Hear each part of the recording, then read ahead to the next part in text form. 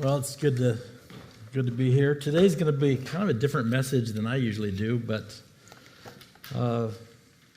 even with the video you just showed, it's kind of a demonstration to me that maybe the Lord had something to do with arranging today. I need to preface what I'm going to say right now by telling you that I'm a 75-year-old Harley guy, okay? So I was in the bank parking lot, actually in the ATM machine, and I just finished and started driving toward the street, and I saw this pickup roar down the street and stop at the next corner. And as I pulled up to the street, this young woman, probably, I would guess, mid to late 20s, came running down the street, looked like she was running after that pickup. I thought, gosh, that's strange. So I pulled out onto the street, pulled up where the pickup had been. It had taken off by now. And this young woman, she was it's important that I tell you this, she was a young, blonde woman. I'm 75. She's a young blonde in her 20s.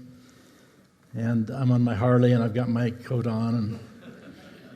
And she came running up beside me, and she had this desperate look on her face. And she looked over at me, and she kind of went like this, like she was going to get on my bike. And then she thought better of it and stepped back. And so I sat there for a second. She was looking. She just kept looking up the street at this, where the pickup had been. I said, "Do you need to catch that pickup?" And she said, "Yes." I said, "Hop on. I'll catch the pickup for you." So she got on the back of my bike. She didn't have a helmet on, of course. And I pulled out on the street, and then I started thinking, gosh, I've been pastoring in this town for 40 years, and I know everybody in town just about, and they're going to see, is that Stan? What's that blonde doing on the back of his bike? And I actually did. I thought, what if I have a wreck? What am I going to tell Ginger? This woman is on the back of my bike. And fortunately, that didn't last long because the pickup was caught at a stoplight, so I pulled up and stopped, and she jumped off and waved at me and thanked me and went and got in the pickup, and I thought, got by that one. So, old guys don't always think. I should know better than that by now. But I retired from Faith Chapel after 36 years of pastoring that church. 6 years ago. I haven't done very well at retiring. I didn't do anything for 2 months, and then I went to work in Los Angeles for 2.5 years, and then I pastored a church in Seattle for a while, and then I came back and coached pastors for a while. And a year and a half ago, a young man named Ben Blakesley, who I literally knew him all of his life. I dedicated him, I baptized him. He worked for me for a number of years as a worship pastor, and he was pastoring this little church on the south side of Billings, kind of on the wrong side of the tracks. We had started this church 15 years before, and he had just taken it about 2 years before this happened. And we found out that Ben had a glioblastoma, which is a very aggressive brain tumor. I asked a neurologist about it, and he said the longest I've ever seen anybody live is 5 years. So a period of time went by, and Ben's speech and his thinking was beginning to be affected, and that's important when you're speaking to people every week. So he asked to go to lunch with me and asked me if I would take the church. And I said, gosh, no, Ben, I'm supposed to be retired. I've never made it yet, but I'll help you. Let's see what the Lord does with you, and then we could go from there. So I started preaching there a year and a half ago, every Sunday, and a year ago in February, he went to be with the Lord. I had the privilege of being with him when he passed away, and so I just thought, well, we've got to find another pastor. So I'm kind of throwing these in a very small time frame, but I was sitting in my office there one day at the church studying, and it's a really bad neighborhood. I mean, the major drug house in Billings is a block and a half up the street. There's 6 or 7 police cars there at least once a month. The women's prison is there. Lots of arrests for drugs and all kinds of crime. It's a bad neighborhood. So I'm sitting in my office, and a fight broke out outside. I heard these 2 guys out there thumping on each other and cussing, and gosh, that's never happened to me before. So I got up, and I walked out toward our lobby, and Arnie, you'll see a picture of Arnie in a few minutes. He's an 80-year-old man who helps me with everything, and he's got a couple of homeless people sitting in the lobby, and he gave them something to eat. And I said, "You doing okay, Arnie?" And he said, Stanley, and Stanley's one of the homeless guys. Anybody who's been around Billings very long would know Stanley, would recognize him. He was sitting there eating, and he said, "Stanley got kind of riled up because of the fight outside. So I had to call the police." So I walked over and stood by the door waiting for the police to come. And the other homeless person that I hadn't even looked at, I just knew there were 2 homeless people sitting there, got up and started walking toward the door where I was. And she walked, this close to me. And she was a woman in her, I would guess her 30s, stereotype-looking homeless person. She walked by me, and as she walked by, she said, "I'm sorry." And I said, "You don't have anything to be sorry about." I opened the door for her, and as she walked out, my eyes followed her out the door, and her pants were about halfway down her butt. And when I saw that, it broke me. Now, I've been around poverty. When I was going to Portland State University, I worked in the Burnside area, which is like the neighborhood where I am now, only magnified. So I've seen these kinds of things before, but something happened in me when I saw this woman. Here's a human being who probably doesn't feel much like a human being, has absolutely no human dignity, and people see her, but they don't see her. And so when I looked at her, all kinds of stuff flashed through my mind. And, I prayed about it, and a couple of days later, I was driving down the street. Our church, the back of our church is facing 27th Street, which is a freeway exit about 2 or 3 blocks down the street. And it's very visible. And I saw a picture in my mind's eye of hope. The name of the church is Hope Center. I saw this picture of hope in great big red letters on the back of our building. And I didn't think too much about that, but I just felt like the Lord was asking me to put that on the building, so we've got a big red sign back there. And then over the next few days, I was at home in my office studying, and all of a sudden God's giving me all kinds of vision for this church. Values, mission, the whole thing was coming at me. And so Ginger, my wife, said to me, "You're going to take that church, aren't you?" And I said, "Well, it's not totally up to me, but it seems like the Lord is doing something." So what I'm calling this is my second chance, and I think you'll understand why I put it that way as we progress through the morning. I pastored a West End church. Everybody's not wealthy in the church, but it's a middle-class church, and we don't see much poverty. We don't see any homeless people. And so this is a totally different environment for me. And just to give you a context for it, I want to show some slides that introduce you to some of the people that are in the church. This is Jeff. He's a homeless guy who is in our lobby every Sunday morning, first thing when I come in. This is Kenny. I call him super servant because the first couple of weeks I was there, Kenny, he's high about half the time. But he said to me, he says, "You need anything done around here?" He says, "You call on me, I'll do it. I love to help out." And he does. You ask him to do anything, and he helps out. Everybody's welcome. This person shows up probably 3 times a month. The guy on the left is Drew. He's my bodyguard. He's about 6'4".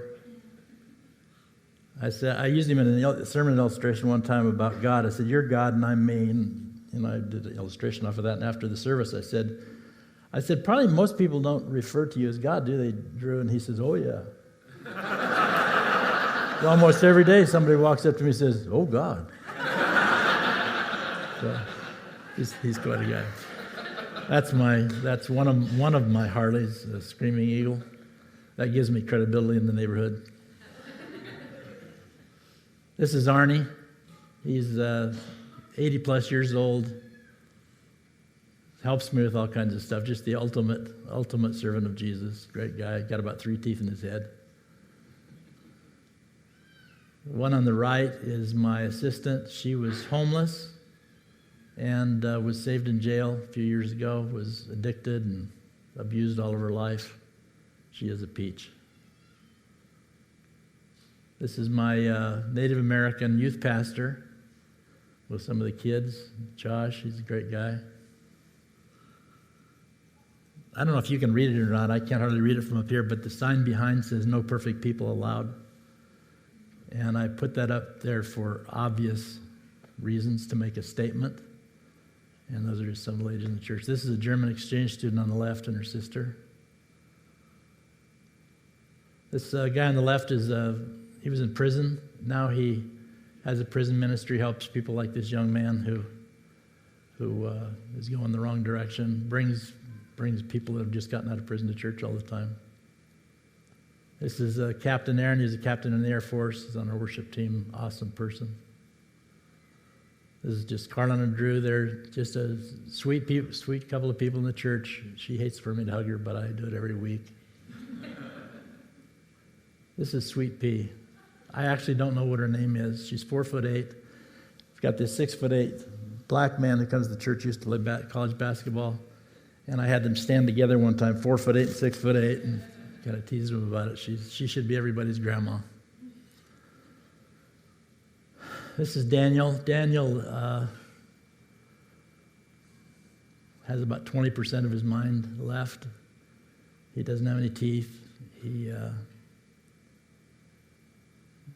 still does drugs once in a while and can't hardly talk. I mean, you have to listen really close to hear what he's saying, but we love him.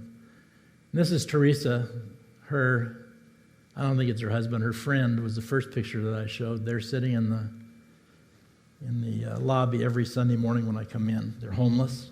About once a month when they get some money, they go and stay in a motel and get cleaned up, and then they're homeless the rest of the time. So I wanted to show you the people that I'm ministering to, and that doesn't characterize the whole congregation. There's about 200 people. But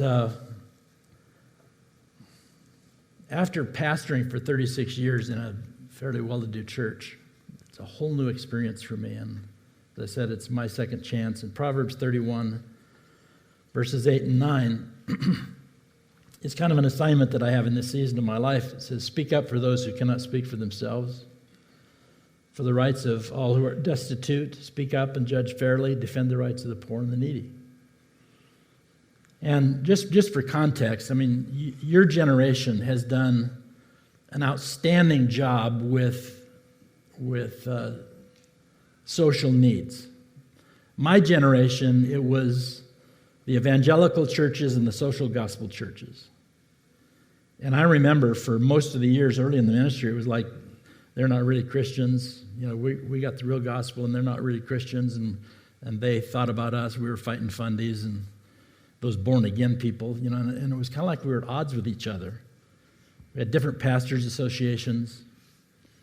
And in recent years, thankfully, there's been a real surge in the evangelical world toward the kind of thing that you're doing in India, helping the poor, missions work, doing all kinds of things in town. I know your scatter thing, you do all kinds of stuff. And so for me, the Great Commission has been the call on my life. Everybody in the church has a voice for them There's somebody who speaks up for the youth. There's somebody that speaks up for the men. Somebody speaks up for the women. Somebody speaks up for the worship team and so forth. And so as a pastor, I always viewed myself as speaking up for those who had no voice. And that was those who were not yet present. So I represented them, and I made sure that our congregation was reminded frequently about people that weren't there yet. It's not just about us. But it's been really refreshing to see the social gospel kinds of things becoming part of the evangelical church. My only concern is, and I'm not saying this for any reason to you, I say it to everybody, my only concern is that we can help people into an eternity without God. That if we only do helpful things in terms of the poor and the needy and so forth, and they don't hear Jesus from us at some point, then we're not really helping. We're helping them survive, but we're not helping their eternity. So I hope we can find the balance of both of those things. So the first statement I want to throw up on the screen is there's a big difference between arm's length help and hands-on help. I have a friend who is his doctorate, something to do with poverty, and he's helped me with this. There's arm's length help, there's hands-on help, and there's face-to-face help. Most of us know how to hand a $5 bill out the window to a homeless person who's standing by the freeway or standing on the street someplace. My wife used to carry the ashtray full of $5 bills. And I've heard and been aware of lots of the things that people say is, they should just get a job, they're just going to go spend it on booze or whatever. But we've always felt a commitment for at least hands-on help. But when you have arm's length help, you kind of hand them the $5 and you don't really look at them. You don't talk to them. You just hand them $5 and they probably say, God bless you, and you're on your way. And your conscience has been taken care of for a while. Well, I walk in the lobby one day, and Stanley, the guy that I told you about a few minutes ago, is sitting in the lobby with Josh, my Native American intern. And Josh is sitting at the table with Stanley. And Stanley's a rough-looking guy. I mean, he's lived on the streets for years, and gosh, he's really a rough-looking guy. And I've seen Stanley, I don't know how many times, and I was, hi, Stanley, how you doing? And you need a bottle of water? Every once in a while, they'll come in the door. You need a bottle of water, Stanley? Yeah, I'd like a bottle of water, and give him a bottle of water, but I've never talked to him. So I walked in on this day, and Josh is sitting there, and he's heated up some soup for Stanley, and Stanley's sitting there eating the soup, and Josh is talking to him. I'm ashamed to say this, but the first thought that went through my mind was, Josh, are you getting your work done? He was doing his work. And this has been almost a year and a half ago now, and it struck me, that thought, the first thought that came through my mind. And Stanley walks the streets. He's usually got a little cart that he pushes, and he's got all of his possessions in the world on this cart. And not very many people look at Stanley. There's a saying now about homeless people, you're supposed, I see you. Because we don't see them. So the way I think about Stanley is this $20 bill is not a bunch of money, but it's got value. If I said, you want $20, you'd, sure, take $20. You can take this $20 bill and you can wrinkle it all up, spit on it, stomp on it. You can even tear it in half. It doesn't look like it did before, but still has value. Stanley's a human being. He's a mess of a human being, but he's a human being. And we don't treat him like it. I don't know what happened to Stanley. Probably booze. Somebody offered him some food one day. You want some food? Stanley says, yeah, I'd like to have a beer, but he says, I guess I ought to eat something. So he's undoubtedly addicted at some point. But since I've been pastoring this little church, I've seen passages that I was aware of before, but I've seen them in a whole different light. Matthew 25, for example, where Jesus says, if you give food to somebody who's hungry, you're doing that to me. You're giving me food. Mother Teresa, of course, literally believed that when she was helping the poor, she was helping Jesus. So the reason I'm getting a second chance is so that I can understand that Stanley's a person. And when I look at Stanley now, I see Imago Dei, the image of God. You can barely see it, but it's there. He's a person. Something happened to that person along the way where he's pretty pitiful in most of our eyes. But Jesus said, if you help Stanley, you're helping me. You're doing it for me. I've known that passage, and I've preached on that passage for years, but I see it differently now. When I see that woman with her pants half down, that's Jesus that I get to help. He said that.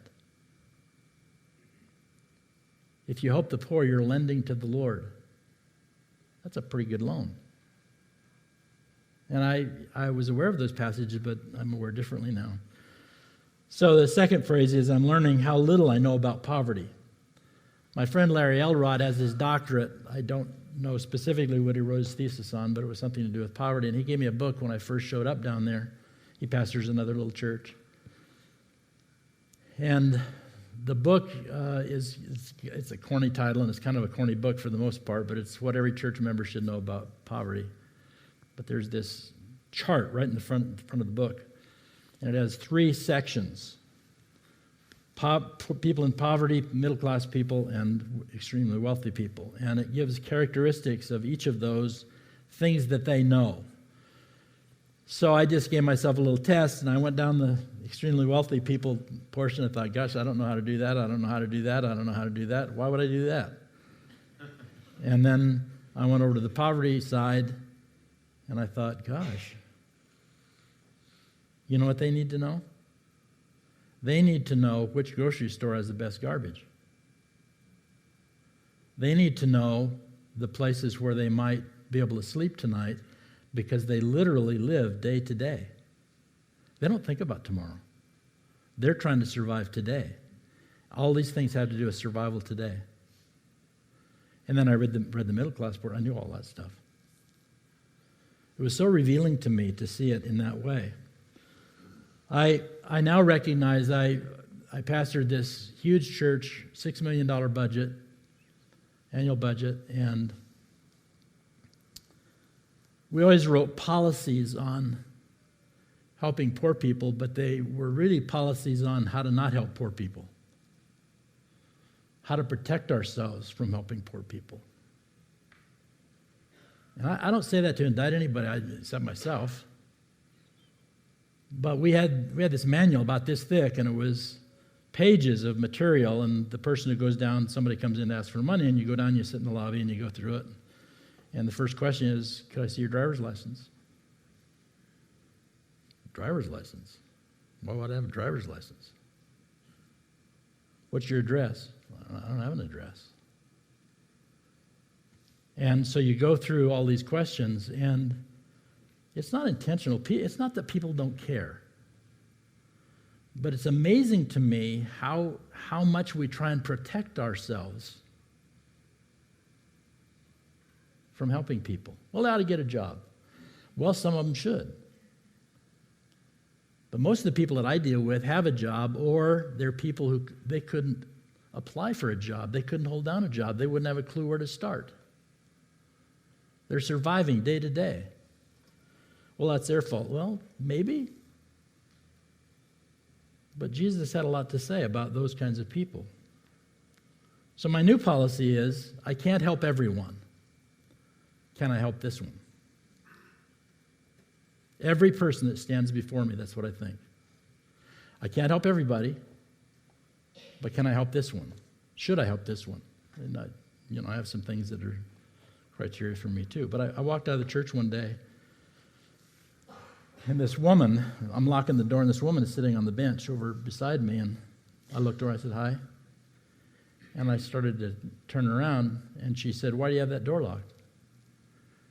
So I started talking to her about why we had the door locked, and she said, F you, F you, F you, about 5 times. GD you. I'm just kind of standing there thinking, God, am I talking to a demon? So I was standing there, and I've been there long enough by now where I'm trying to think, okay, what's appropriate? What do I do here? And she just kept cussing at me. Pretty soon she stood up, and I could see that she'd peed her pants. And she turned to walk away. And she said, you don't know God. And I just stood there staring as she was walking away. And I want to say, yes, I do. I just don't know what to do right now. She was taking it out on me because she was looking for a place to go to the bathroom, and she couldn't wait any longer. She peed her pants. She was embarrassed, taking it out on me. So I got in my pickup, and I just sat there, and I said, Lord, I know I can't help everybody, but how can I do better?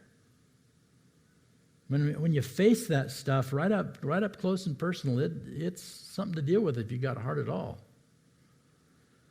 So we put a construction porta potty in our parking lot. We call it Hope Center West.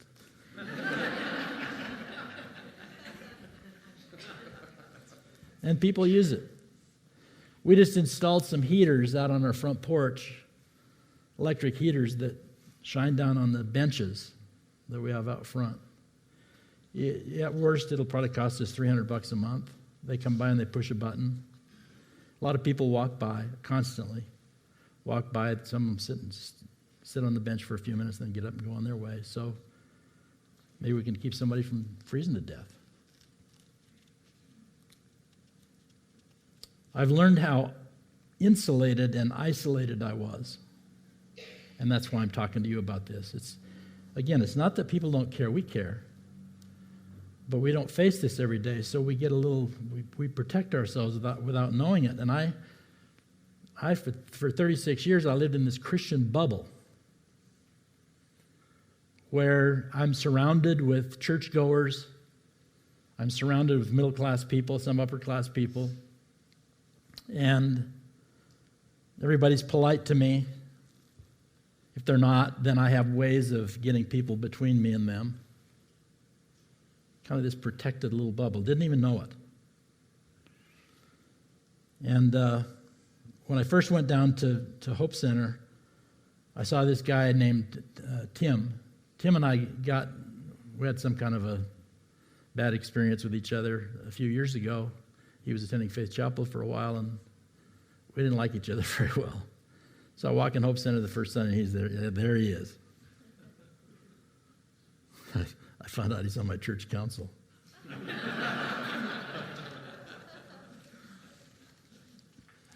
One of the council members, I had a $6 million a year budget. One of my council members a couple of months ago asked about a $39 expenditure. And I was glad to help her.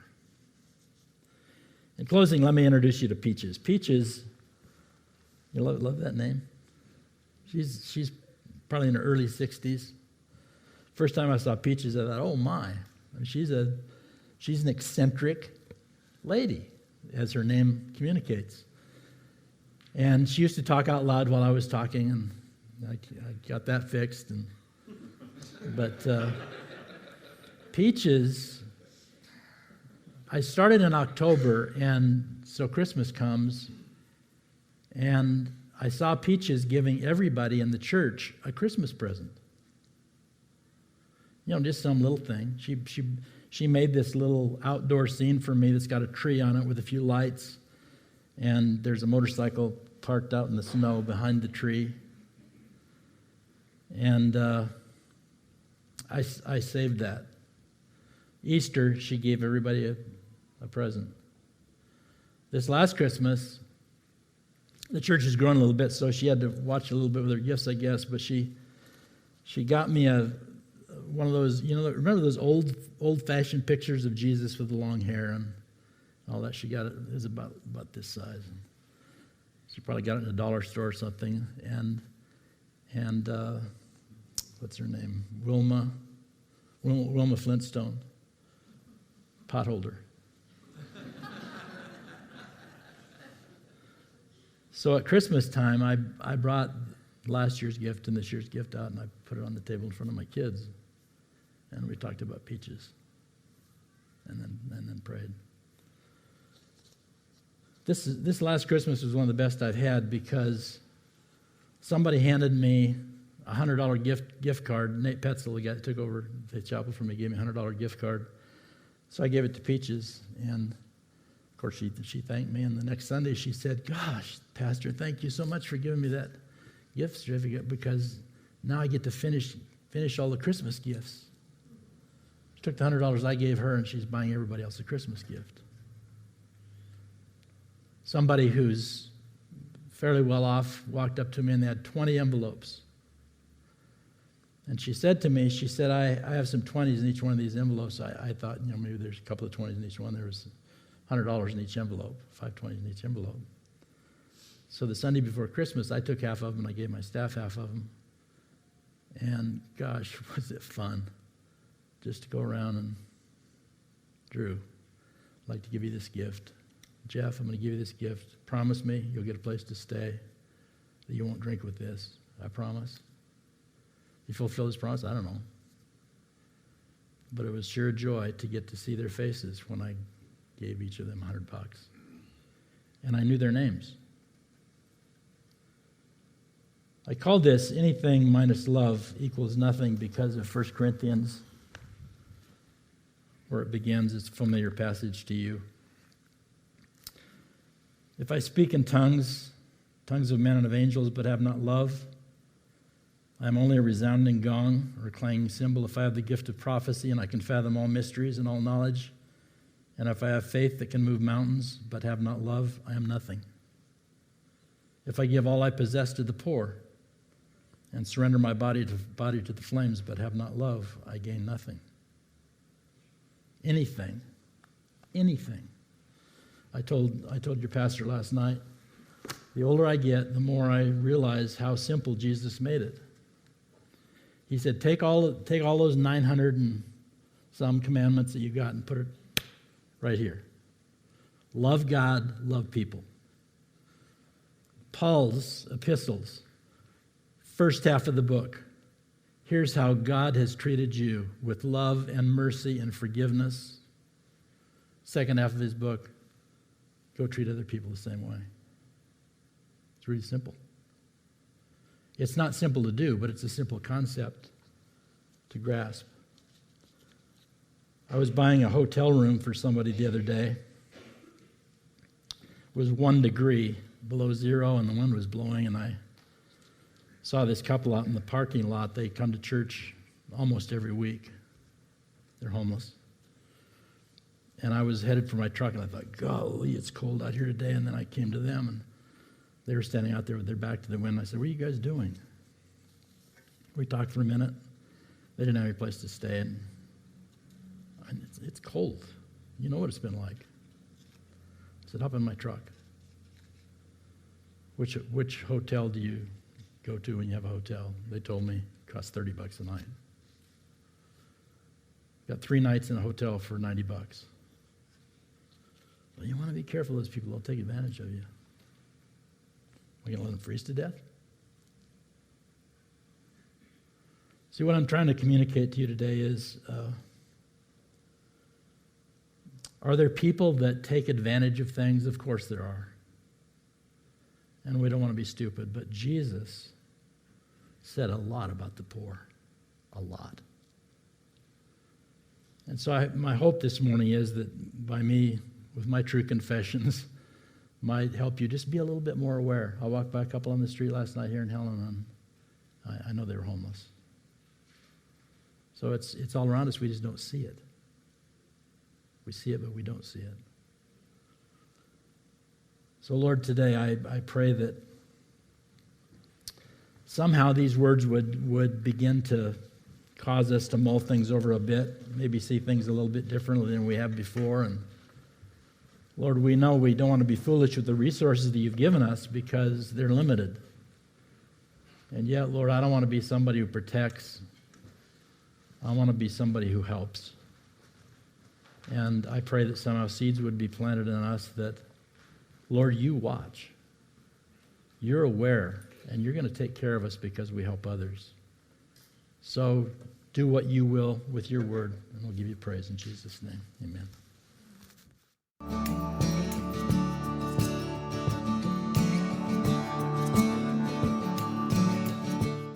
So several years ago, there was a guy named John who introduced himself to me. He was sitting in the chairs like you all are now, and he introduced himself as a guy who started this organization called Love Justice.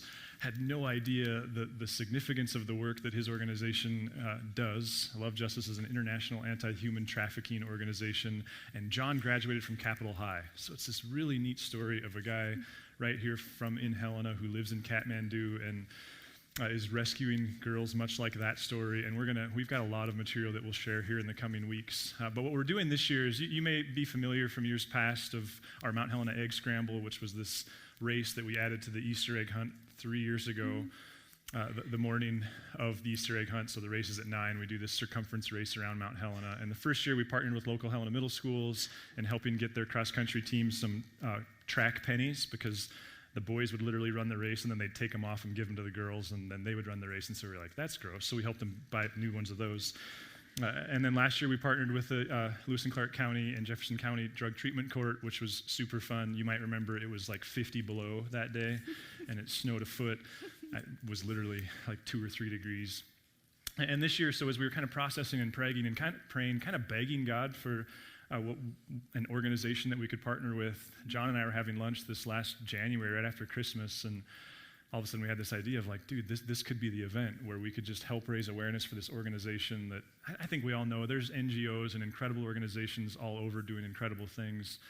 I think it's especially neat that this one was born out of a guy who's from here. And so this year's race, we've renamed it. It's called, what is it called? The Run for Justice. Yeah, the Run for Justice. Still 9 o'clock in the morning on the Saturday before Easter Sunday, right before the Easter egg hunt. But all the proceeds, all the profit this year is going to go to these guys. And so Hannah's going to talk more race details and the opportunities to both run or volunteer that day. Yeah, so like Adam said, it'll be Saturday, or Mount Helena Run for Justice will be Saturday, April 20th, and it starts at 9 a.m. So if you would like to run or walk, you're more than welcome to walk the trails. So we start at the trailhead, and then we go all the way around to Mount Helena. It's about 9K with 1,200 feet of elevation change or gain, or is that how they say it? Elevation change? Gain. Gain? Yeah. Okay. Clearly I don't run much, but... So it'd probably be 24 change. I don't know, right? I don't know, because what it's goes a fun hike. What goes up hiked must it. come down, Hannah. Right. Got that. Right. So you start and end at the trailhead. If you go to our website, narratechurch.org, there's a link to the sign up. So it's $25 if you register April 1st, now until April 1st, and then April 2nd, it goes up to $35. But we need about 40 volunteers to help make this event happen. So there are setup roles, about 10 people needed for setup and check-in and registering participants on that morning. And then we have 12 stations on the trail where we have course guards, so you're just kind of stationed along the route, cheering on and helping people who are running. And then there's also an aid station about halfway through, so if you have some medical experience, let me know. That's a good place for you. And then what else? We have a few bikers who bike the route just to kind of make sure everything's okay, and then a few spots for teardown. So if you're interested, the signups are in the lobby. And also, too, I know the egg hunt's the same morning, but no pressure. You can do both if you would like. I know we had that question quite a bit last gathering. So you can do both for some roles. I met a 5th grader who said she just got her Heimlich and CPR training Yes. this morning, so she could do the aid She station. Yeah. So, we said 9 years ago, let's create a community where we gather on Sunday and hopefully provoke conversation toward God and also provoke relationship to one another. And then let's get the heck out of here and find ways to serve people. And we're really, really excited about Love Justice and the chance to be part of this. One of the neat things about that, and I'll stop gushing about them, but so the gal that you saw in the video, part of the way that the organization works is they partner with local churches. I think they're in 20 different countries. So those stations are actually run by local churches. And so we're already in conversation. John's going to speak here in the next year or so, and the opportunity to kind of partner and support some of those local churches who in turn are supporting those human trafficking intercept places. So lots of really neat stuff, and I think this race is just kind of the 1.0 of that. So if you came this morning intending to give, you can do so now as the buckets come by, and if not, just let them pass right by you. If you would like to engage further with Narrate Church, you can find contact information online, www.narratechurch.org. We would love to hear from you.